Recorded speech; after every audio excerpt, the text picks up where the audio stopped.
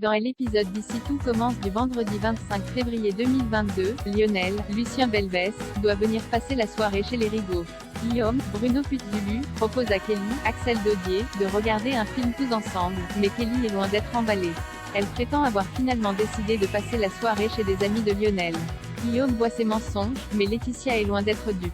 Kelly lui explique qu'elle a simplement besoin de prendre ses distances et qu'il est important qu'elle ne passe plus tout leur temps ensemble. Préoccupée par les confidences de sa fille, Laetitia commence à lui chercher un appartement pour qu'elle puisse y emménager avec Lionel. Problème, les prix à la location sont très élevés et elle n'a pas les moyens d'assumer cela seule. Elle décide d'aller parler à Stéphane Lano, Pierre Bénézy, le père de Lionel, et lui demande si lui et Kelly pourraient emménager chez lui. Théo et Martha, Sarah Fitri, ont rendez-vous avec Constance à l'infirmerie. Martha a déjà préparé son dossier pour son rendez-vous avec le gynécologue, mais Théo est ailleurs. Il propose de reporter le rendez-vous. Inquiète, Martha se confie à Constance après le départ de Théo. Elle a l'impression que son petit ami ne veut plus du bébé dont ils ont parlé. L'infirmière lui conseille d'en parler directement avec lui pour en avoir le cœur net. Un peu plus tard, Constance demande à son fils de passer la voir à l'infirmerie. Elle cherche à savoir s'il se sent prêt à fonder une famille, mais Théo esquive et se braque.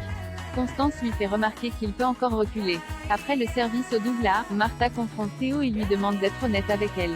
Le jeune chef lui avoue qu'il n'est plus sûr de vouloir un enfant avec elle.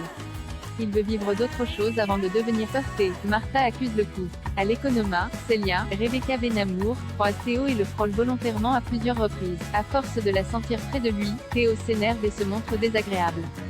Célia l'envoie balader, mais Théo se calme et lui explique qu'il est simplement perdu avec Martha. De plus, Célia l'attire énormément et il n'a qu'en envie, la plaquer contre une étagère et l'embrasser. La tension monte entre le chef et elle étudiante, mais Théo se ressaisit et quitte les lieux.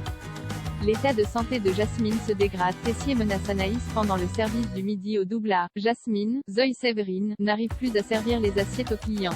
L'odeur de la viande lui donne mal au cœur et elle n'arrête pas de vomir. Elliot, Nicolas Anselmo, lui sert un verre d'eau, mais Iniesta débarque et met la pression à Jasmine.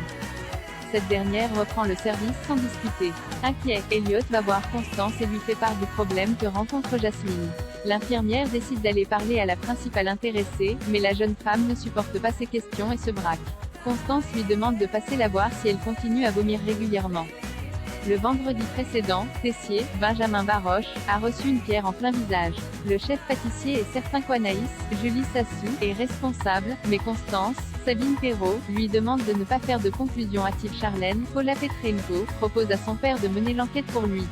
Constance ne veut pas que sa fille soit mêlée à ça, mais Emmanuel trouve l'idée très bonne et demande à Charlène d'enquêter discrètement. En arrivant à l'Institut, Charlène tombe sur Anaïs, Julie Sassou, et Kelly, Axel Dodier, et leur pose des questions sur ce qu'elle faisait le soir de l'agression de son père. En comprenant que la jeune Tessier les accuse d'avoir agressé le chef Tessier, Anaïs et Kelly se braquent et coupent court à la conversation. Suite à l'échec de Charlène, Tessier prend les choses en main et confronte Anaïs. La jeune femme nie l'avoir agressée, mais le chef pâtissier ne veut rien entendre et se montre menaçant. Au moindre écart, en cuisine ou avec Iniesta, il détruira sa carrière et sa vie. Loading widget.